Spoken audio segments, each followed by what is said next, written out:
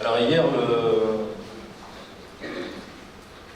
le but était vraiment de rentrer dans la boîte noire avec des outils théoriques pour appréhender ce que sont véritablement les connaissances. Alors avec des éléments d'épistémologie autour de la présentation de Nathalie. Ensuite, on essayait de rentrer faire un décortiquage du travail de production des connaissances scientifiques en tant que telles.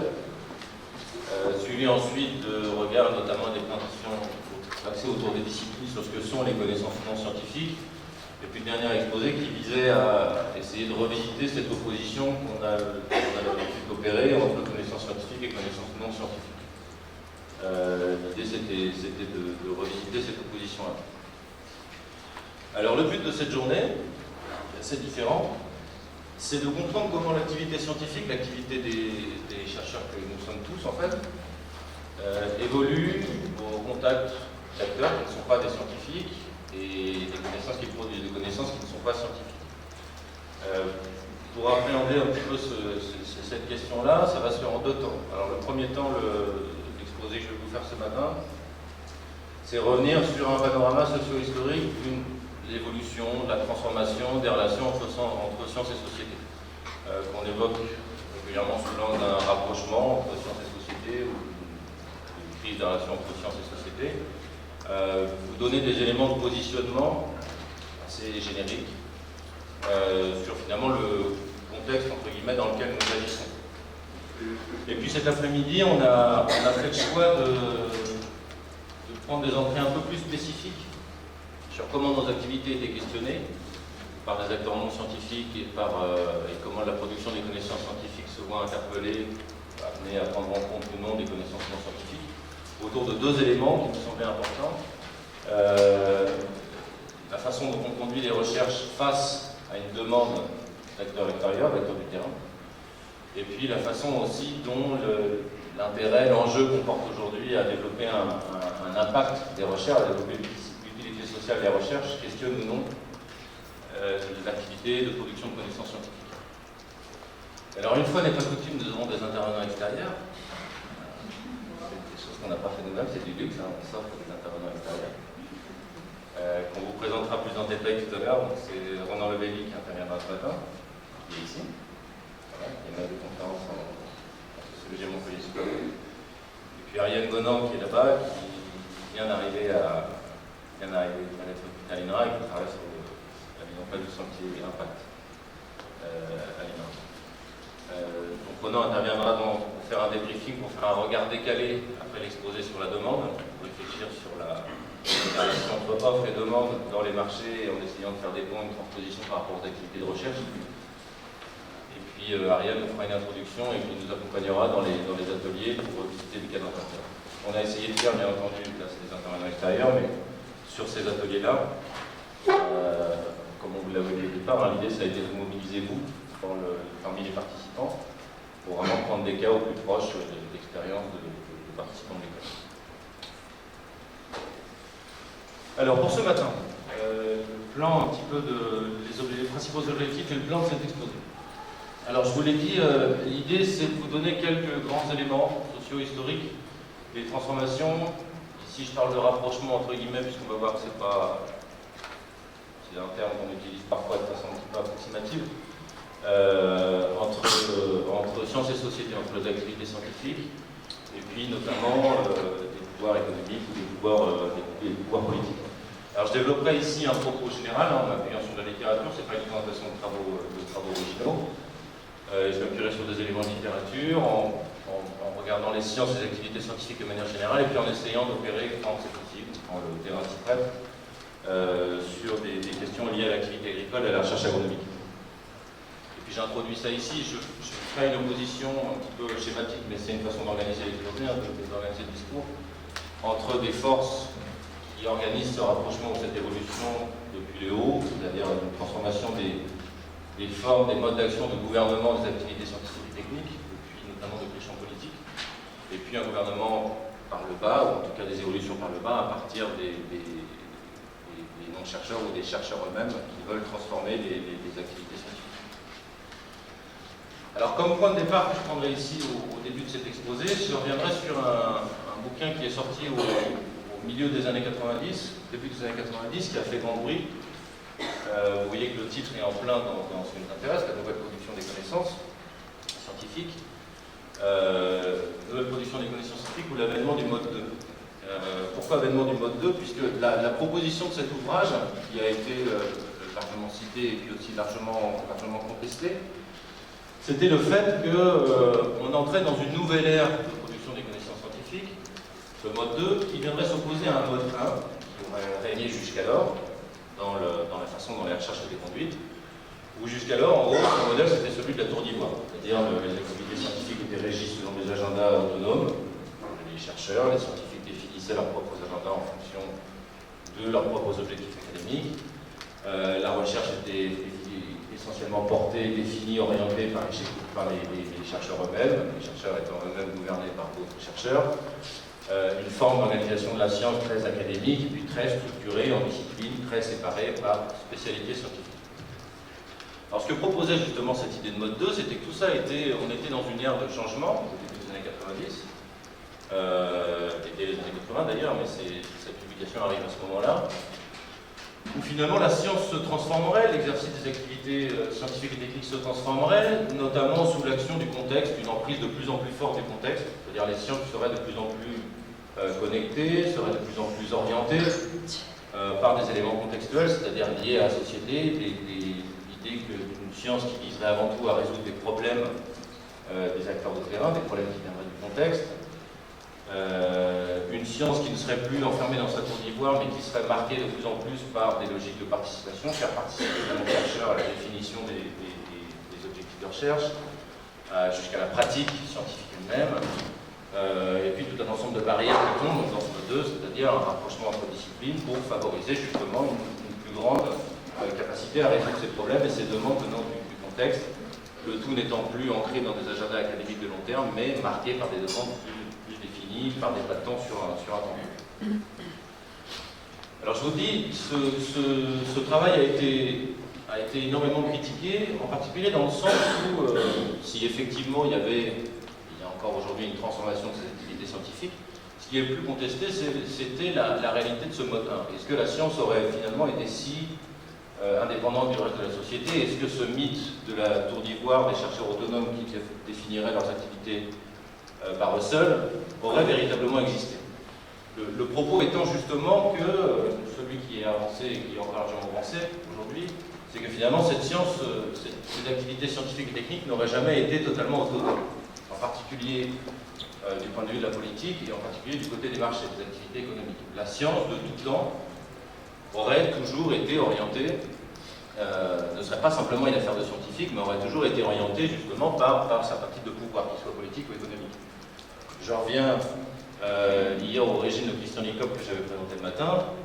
Il ne dit pas autre chose en montrant au départ comment justement la science elle-même, la production de la vérité elle-même était liée à des pouvoirs politiques, ou en tout cas à certaines classes dominantes au sein de la société. C'était auprès d'elles que se faisait la démonstration.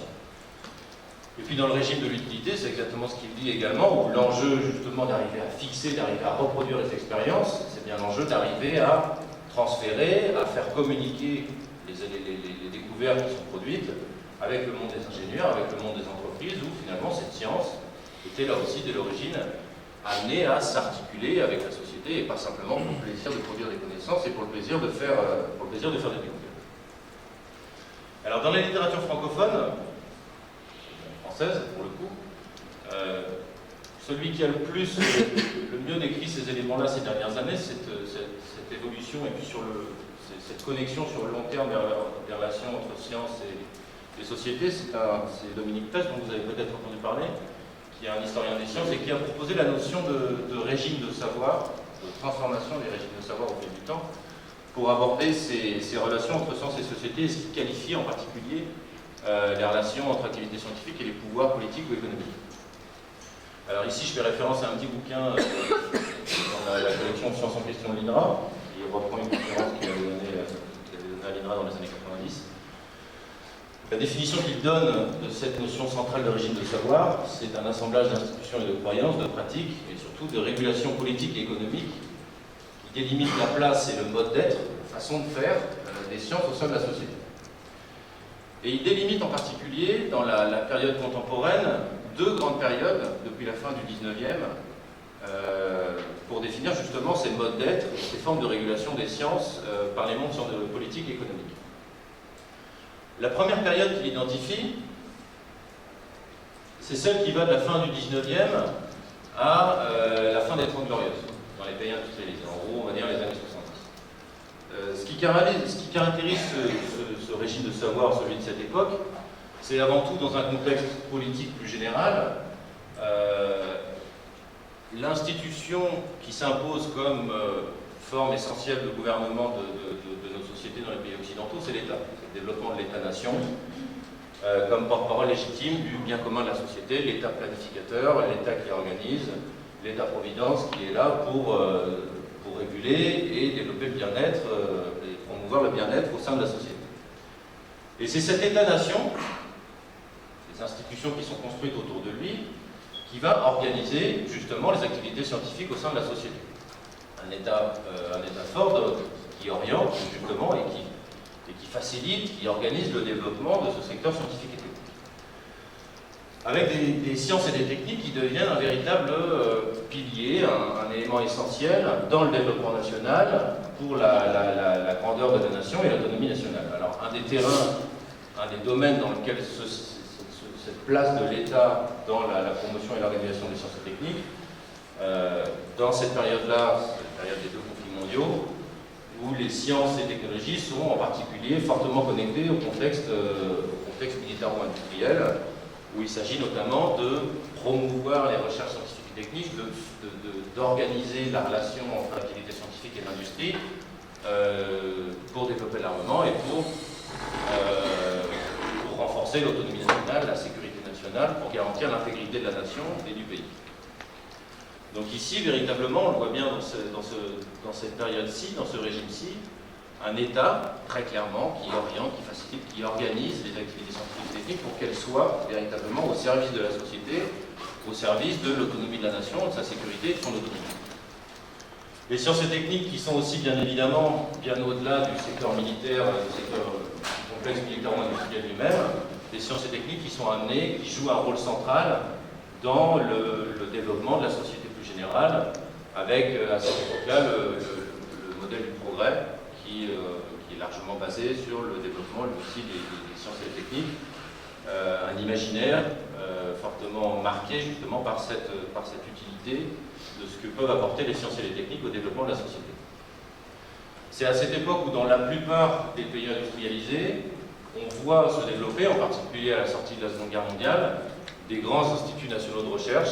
C'est un modèle qu'on retrouve au-delà des universités, c'est un modèle qu'on retrouve dans la plupart de ces pays. Des grands instituts de recherche, soit généralistes, avec en France notre CNRS, ou des grands instituts nationaux de recherche appliquée par secteur, alors avec notamment en France l'INRA, un modèle qu'on retrouve aussi dans la plupart des pays, soit des pays occidentaux ou des pays considérés aujourd'hui comme des pays émergents. La même chose dans le domaine spatial, dans le domaine de l'énergie atomique. Bref, ici, le développement d'une recherche plutôt appliquée, donc plus fondamentale, mais appliquée pour certains secteurs, où là encore l'État planifie, organise, construit des instituts visant à appuyer le développement de certains secteurs économiques, certains secteurs de la société. Ceci pour cette première période. Je le disais, Dominique Pech distingue ensuite une deuxième période qui commence au début des années 70, un nouveau régime de savoir,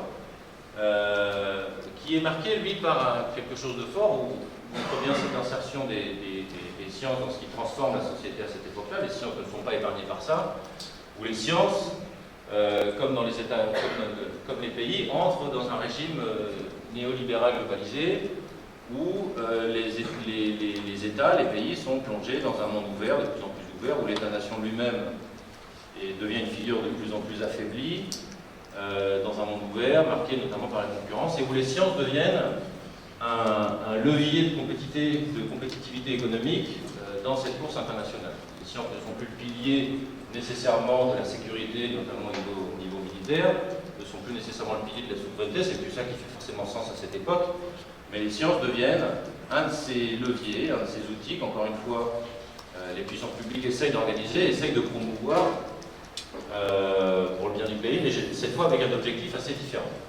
Alors ça passe notamment par le renforcement de synergie entre le secteur public et le secteur privé. On a vu vu qu'elles existaient auparavant, mais on met fortement l'accent avec tout un tas d'institutions, dispositifs qui visent à favoriser ça. Dans un contexte qui est ici bien particulier, cet affaiblissement de l'État-nation passe notamment par une baisse des financements qui sont alloués depuis le secteur public aux activités scientifiques et techniques. On passe par un développement de la propriété intellectuelle, bref, une certaine forme de privatisation progressive de ces activités scientifiques et techniques. Et à ce moment-là, on voit aussi apparaître toute une nouvelle terminologie où les sciences et techniques deviennent elles-mêmes, dans le cadre de cette compétitivité internationale, un des acteurs, une des institutions, un des registres parmi d'autres au sein des systèmes nationaux d'innovation. C'est une expression qui s'est fortement développée, notamment dans le cadre de l'OCDE, dans les pays industrialisés, mais qu'on trouve aujourd'hui beaucoup dans les pays émergents, où on évalue la capacité des pays on décrit ces systèmes d'innovation qui sont basés sur l'interaction entre l'État, le secteur public, le secteur privé et la recherche, où on mesure ici la capacité des pays à générer l'innovation. Alors ici le terme, j'insiste sur ce terme-là, c'est un terme assez nouveau que je n'avais pas évoqué jusqu'à maintenant, mais l'enjeu ici véritablement des sciences et techniques, ce n'est plus à nouveau simplement produire la connaissance pour le plaisir de produire la connaissance, c'est bien générer l'innovation, essayer de cadrer, de renforcer en permanence cette capacité des sciences et techniques à avoir une utilité pour la société. Alors ici je renvoie un petit bouquin dans la collection Repères à la découverte de Christophe Bonnet et Pierre Joly, qui décrit assez bien, dans la lignée un petit peu des travaux de Dominique Pech, je vous invite à regarder ce petit bouquin qui est très clair.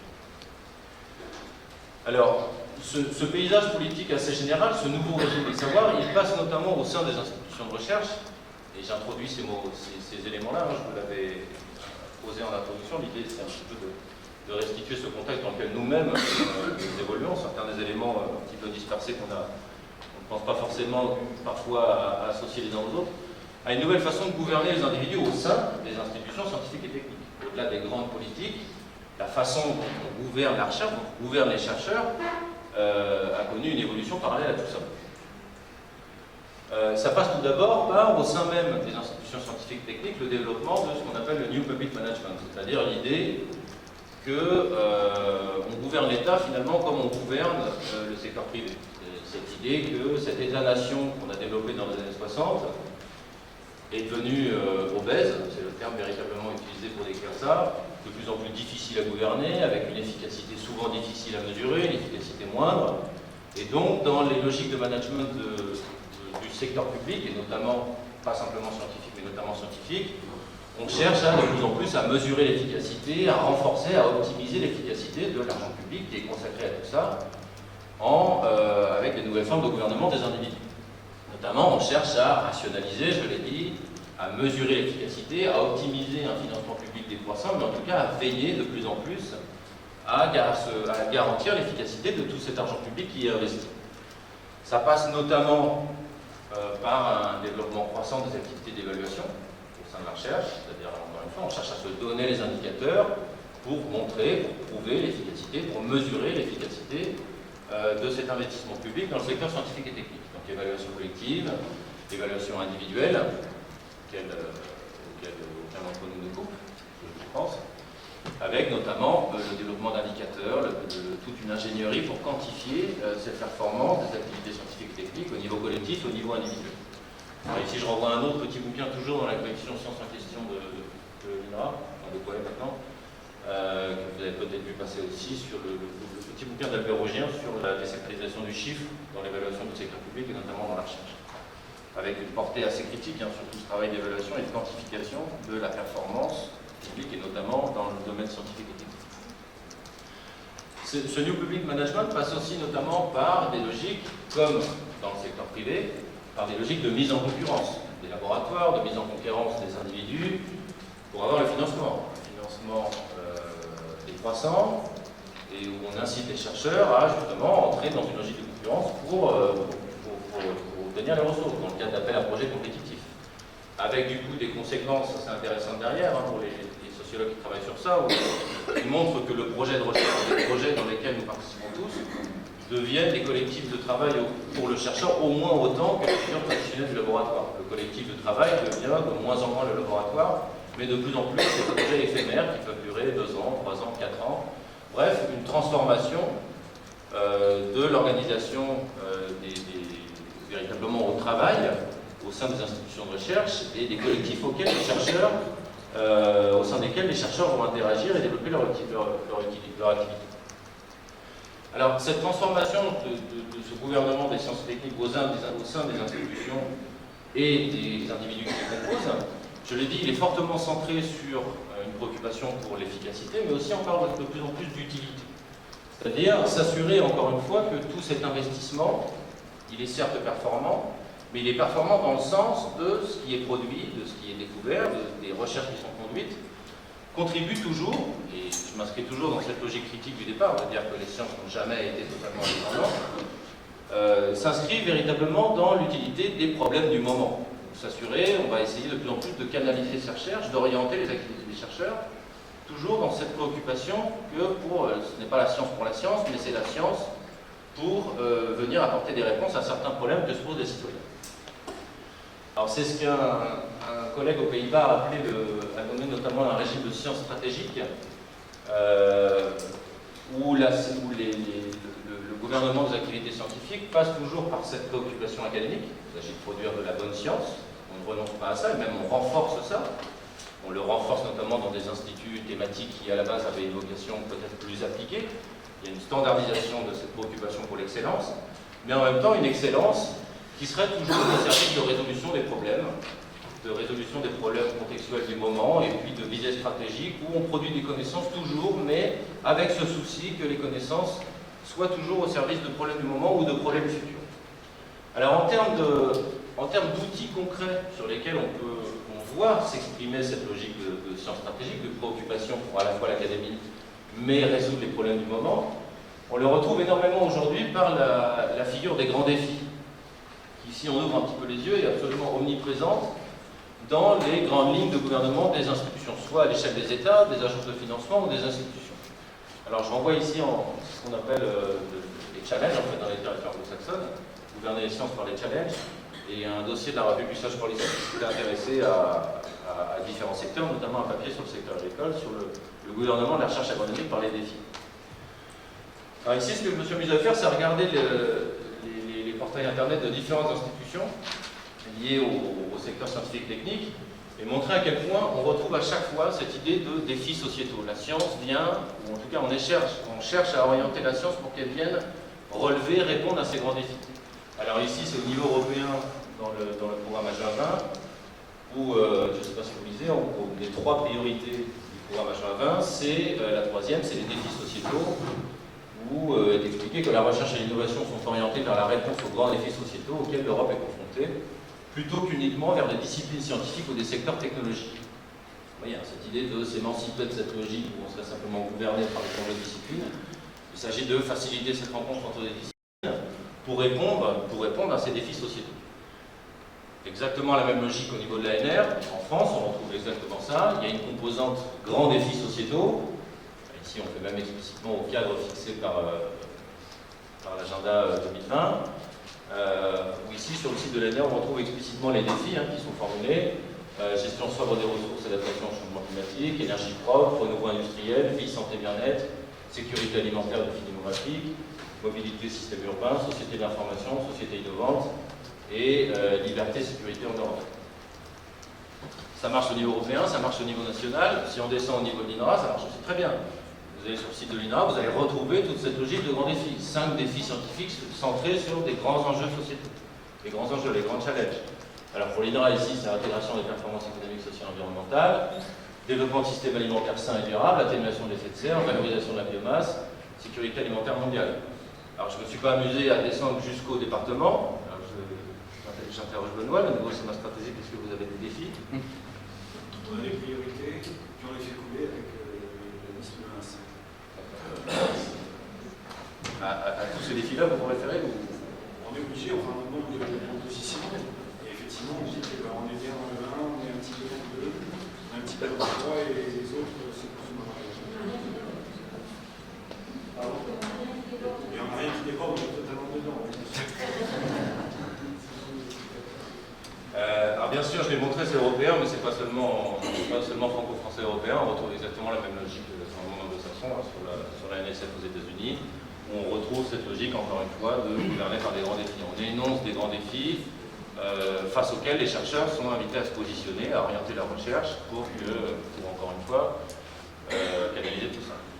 Alors, un autre élément intéressant qu'on voit surgir, et on l'abordera cet après-midi en atelier, pour bien concentrer cette tension entre excellence académique et utilité, cette idée de, au départ, le facteur d'impact, et aujourd'hui de plus en plus l'impact, ce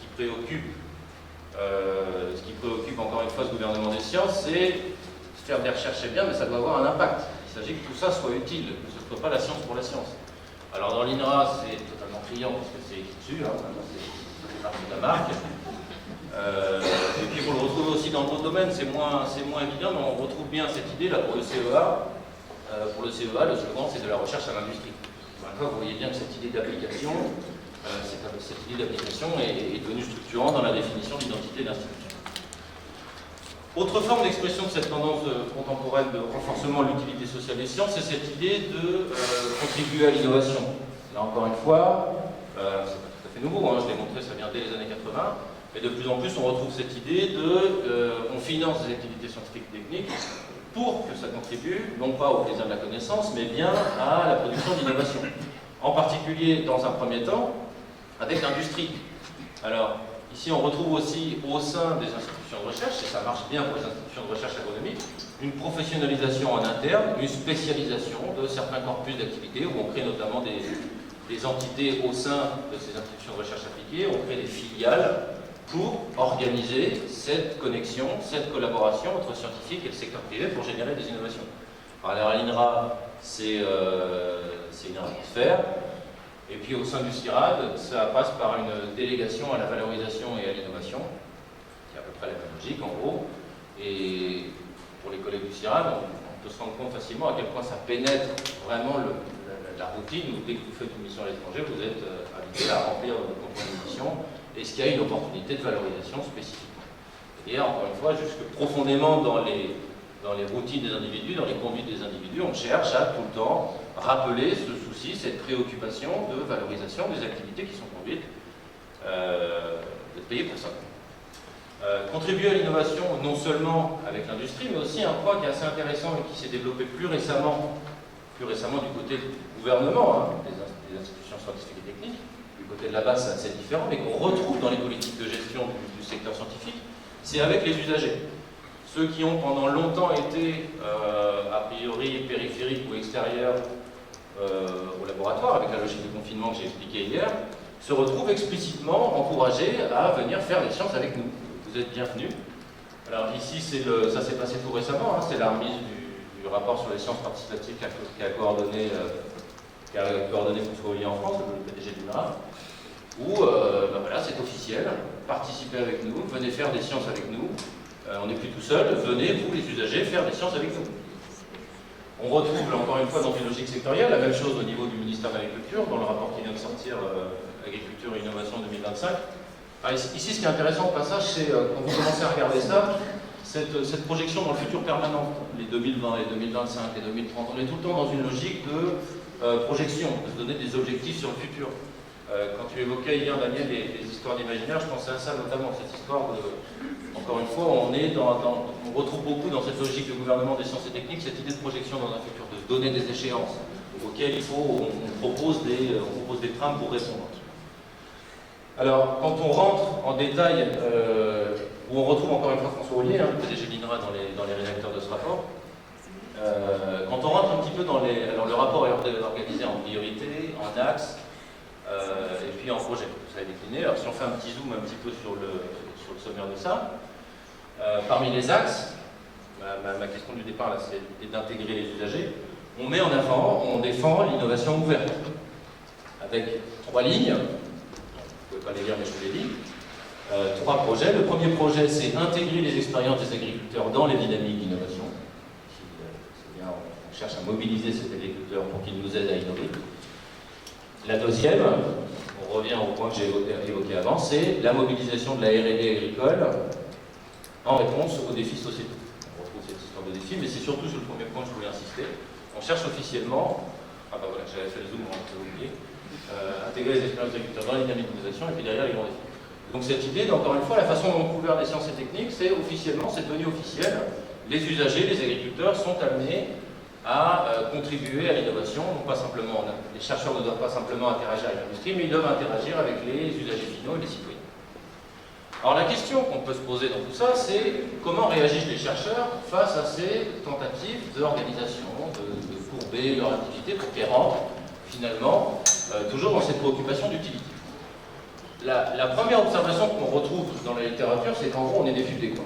On est des malins et on peut essayer de nous faire n'importe quoi, on va toujours essayer de continuer à faire la même chose, on va toujours refourguer la même chose, mais bien sûr en montrant que c'est un petit peu utile sur les bords. On est tous un peu malins. On ruse, on fait des camouflages. Si demain on vous dit que vous devez faire de l'agroécologie, on dit tous qu'on fait de l'agroécologie, et puis voilà, on en fait. Alors on retrouve une littérature là-dessus, c'est assez intéressant parce qu'effectivement, vous n'avez pas de mal à reconnaître, on fait tous à peu près la même chose. Mais de manière générale, ça renvoie à une question un peu plus classique en sociologie des sciences, sur la question de la démarcation et puis d'une certaine ambiguïté qu'on a tous en fait. Dès lors qu'il s'agit de définir nos activités de recherche. Je renvoie en particulier un papier classique de Thomas Jewin, un papier qui est sorti en 83 dans l'American Journal of Sociology, sur ce qu'il a appelé le boundary work, le travail de frontière qu'on fait tous au moment de définir quelle recherche on conduit. C'est-à-dire, très souvent, quand on s'intéresse à ce que serait une recherche fondamentale, à ce que serait une recherche simplement hypothétiquement tirée par des enjeux académiques, d'excellence académique, les chercheurs développent souvent cette idée que, oui, on a besoin d'être autonome pour faire des bonnes sciences. On n'a pas besoin qu'on vienne nous dire tous les 2 jours, vous devez travailler sur ci, vous devez travailler pour ça, vous devez être utile. Tout ça, laissez-nous une part d'autonomie à court terme. Et en même temps, dès qu'il s'agit de mettre du financement derrière, on a tous tendance, et ces mêmes personnes ont tendance à dire, selon les situations, oui, enfin, ce que je fais, c'est quand même utile, je peux vous le montrer, ce que je fais, ça sert quand même à quelque chose. D'ailleurs, continuez à me donner de l'argent pour que je continue à le faire, parce que sinon, je ne pourrais pas le faire.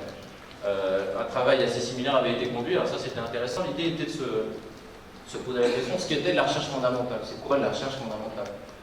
C'est ce qu'une collègue anglaise avait fait en allant enquêter justement des chercheurs qui se revendiquaient de cette science fondamentale. Qu'est-ce que cette science fondamentale? C'est quoi pour vous? Et on retrouvait exactement cette même ambiguïté. Celui qui se dit à un moment faire de la recherche fondamentale, en fait, dès qu'on va arriver sur des logiques de financement, ou en tout cas de démontrer sur des appels d'offres, de démontrer en tout cas les débouchés potentiels, l'utilité potentielle, ces mêmes personnes vont très rapidement être capables de dire que, en tout cas, ils ne sont pas si autonomes que ça, et que ce qu'ils le font, ils le font avec des acteurs de terrain, et que tout ce qu'ils font contribue à des acteurs de terrain. Donc bref, cette question qu'on voit aujourd'hui, où finalement on est tous un petit peu en train de faire du camouflage et de ruser, c'est pas si nouveau que ça, et c'est même constitutif. Cette ambiguïté, elle est constitutive, en gros, c'est ce que nous montrent les collègues, elle est constitutive de l'activité de recherche elle-même. Ce qu'en disent et ce qu'en font les chercheurs, en tout cas tout ça, il y a un autre élément qui est assez intéressant et qui renvoie à cette histoire de futur, c'est que ce que Pierre Bounat-Joly a appelé on serait entré dans un régime des promesses technoscientifiques. Alors vous noterez qu'au passage, les sociologues des sciences aiment cette idée de régime, on la retrouve un petit peu tout le temps. Et un bouquin super intéressant qui est sorti il n'y a pas longtemps, qui s'appelle Pourquoi tant de promesses, qui montre en gros que, encore une fois, toujours dans ces logiques d'encourager des filières émergentes, en particulier dès lors qu'il faut les tirer des financements, qu'il faut aller chercher des financements, on fait tous des grandes promesses, quoi. Quand on va développer investir dans certaines technologies, en particulier dans le bouquin il prend différents exemples, notamment dans le secteur biomédical ou des nanotechnologies, c'est qu'on construit tout un échafaudage de promesses de ce que ça peut offrir à la société, des changements que ça va générer, bref, encore une fois, de toute l'utilité que ça va pouvoir apporter à la société, tous les bienfaits et tout le bien-être que ça peut procurer aux citoyens. Donc la formulation de promesses. Alors, du coup, je vous l'avais énoncé au départ, cette idée de revisiter un petit peu ces logiques de la transformation-observation et ces logiques de rapprochement. En regardant tout d'abord par le haut, avec des logiques de l'évolution du gouvernement des sciences et techniques, des politiques scientifiques et techniques. Le premier élément du bilan d'étape, c'est, j'ai essayé de vous montrer en tout cas à quel point cette indépendance supposée, notre fameux mode 1 dans lequel les scientifiques étaient enfermés dans une tour d'ivoire, n'a probablement jamais existé et en tout cas aujourd'hui est de plus en plus questionné. Et ce qui est questionné aujourd'hui n'est pas finalement si nouveau que ça. On n'a jamais été si indépendant que ça. Le deuxième élément, je peux insister là-dessus, c'est la transformation en particulier récente, depuis les années 70 et 80, du secteur public en général et auquel la recherche n'a pas échappé, hein, cette transformation des formes de gouvernement des institutions, mais surtout des individus qui les composent à l'intérieur, où les activités ont été de plus en plus encadrées. Le troisième point, c'est des chercheurs qui face à ça rusent, ils cherchent à optimiser en permanence, peu importe toutes les barrières qu'on cherche à leur donner. L'enjeu, c'est d'arriver à continuer à défendre une certaine autonomie, une certaine autonomie dans la définition des agendas et des choix de recherche. Et puis le deuxième point, enfin le dernier point, c'est ce que j'avais énoncé, penser cette transformation des relations entre sciences et société, ces éventuels rapprochements, même si encore une fois ils n'ont pas toujours été éloignés. On peut le penser par le haut, mais si on va dans la littérature, c'est aussi souvent pensé par le bas. C'est-à-dire, les chercheurs ne sont pas simplement dans une logique de résistance. On ne cherche pas simplement à résister à tout prix à une histoire d'utilité. On trouve aussi des chercheurs qui revendiquent cette utilité. D'où l'intérêt de regarder finalement cette logique de rapprochement depuis le bas.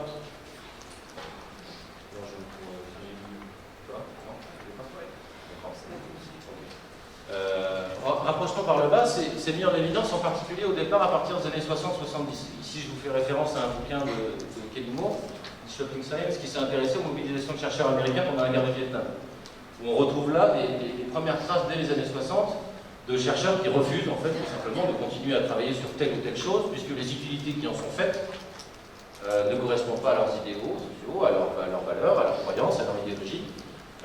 Des chercheurs qui revendiquent justement la conduite de définition d'objets de recherche différents de ceux que le politique leur donne, leur attribue, en tout cas sur lesquels il leur demande de travailler. Des collectifs, des chercheurs qui non seulement bien souvent définissent des objets différents, mais des façons de faire de la recherche différentes, pour promouvoir ce rapprochement avec la société ou cette utilité. Faire de la recherche autrement, ça passe notamment par une contestation des frontières. Tout un ensemble de collectifs qui contestent cette opposition entre recherche et développement, entre science et action. Alors, très souvent nos instituts, en tout cas certains collectifs de nos instituts sont clairement là-dessus. Hein. Le département SAT, son identité s'est notamment construite là-dessus, de ce rapprochement entre science et action. D'autres collectifs sur lesquels j'ai pu travailler dans l'école familiale en Argentine, c'est la même chose, où on conteste les frontières entre disciplines, c'est-à-dire qu'on conteste cette organisation qui serait très compartimentée selon les spécialités, et notamment dès qu'on se préoccupe à cette utilité sociale d'essence, ça amène à revisiter, ou en tout cas à repenser cette opposition entre des formes d'organisation classique de la recherche. Rapprochement par le bas qui vient non pas seulement des chercheurs, mais qui vient aussi des citoyens. Il y a une littérature aussi abondante là-dessus, et on en a parlé un petit peu hier avec les questions de confinement et de déconfinement, des mobilisations citoyennes, des mobilisations des usagers. Hier, on a pris le cas des malades, ou avec un mouvement au sein de la société fort de critique des directions qui sont prises par les institutions scientifiques et techniques, de mise en doute des bienfaits de certaines innovations qui sont proposées, avec les risques qu'elles pourraient générer. Dans le cas de l'agriculture, c'est assez clair, hein, sur les questions de nanotechnologie, sur les questions d'OGM. Des demandes, j'introduis ce terme-là puisque c'est celui qu'on traitera dans les ateliers ensuite, des demandes qui sont souvent liées à des objets, où on conteste des recherches qui sont conduites, on demande à ce que des chercheurs travaillent sur certains objets techniques qui nous intéressent certains collectifs. En agriculture, on demande à ce qu'on s'intéresse à des semences traditionnelles, qu'on s'intéresse à l'agriculture biologique, qu'on s'intéresse à des non-labos, on demande des chercheurs de s'intéresser à des variétés, à des races locales, à d'autres formes d'alimentation. Bref, là aussi, donc, une logique qui vient du bas, où les chercheurs se retrouvent interpellés, se retrouvent questionnés par des collectifs d'usagers, de citoyens, pour travailler sur d'autres objets ou le faire différemment. Et une revendication de ces profanes, de ces usagers, pour eux-mêmes, jouer un rôle dans les activités de production des connaissances et dans la mise au point des innovations. Avec, du coup, et j'en termine ici, hein, on le voit, des mouvements qui existent dès les années 60, des contestations par le bas, et qui se retrouvent aujourd'hui véritablement incorporés dans le gouvernement des sciences. C'est le point que j'évoquais plus tôt, où aujourd'hui on a des politiques qui incorporent cette critique et qui proposent très officiellement d'intégrer les usagers, d'intégrer les utilisateurs dans la production des connaissances, et non pas directement au laboratoire, mais dans la production des innovations de façon plus générale. C'est les consultations, les grandes consultations citoyennes qu'on a vu émerger ces dernières années autour des technologies controversées. C'est les rapports que j'ai mentionnés, c'est ces fab-labs qu'on propose de mettre en place, notamment dans le secteur agricole. Bref, une contestation qu'on retrouve aujourd'hui totalement incorporée dans ces nouvelles formes de gouvernement des sciences et des techniques. Alors voilà, j'ai terminé. juste pour l'enjeu de cet exposé-là, c'était de vous donner un petit peu ce grand panorama pour en gros amener à penser ça, quoi. On est là, aujourd'hui on est là-dedans, on est ici. Qu'est-ce qu'on peut en faire? Comment on agit? C'est notamment les points qu'on va essayer de traiter dans les ateliers. Et c'est voilà, ce que je voulais vous restituer pour commencer la journée.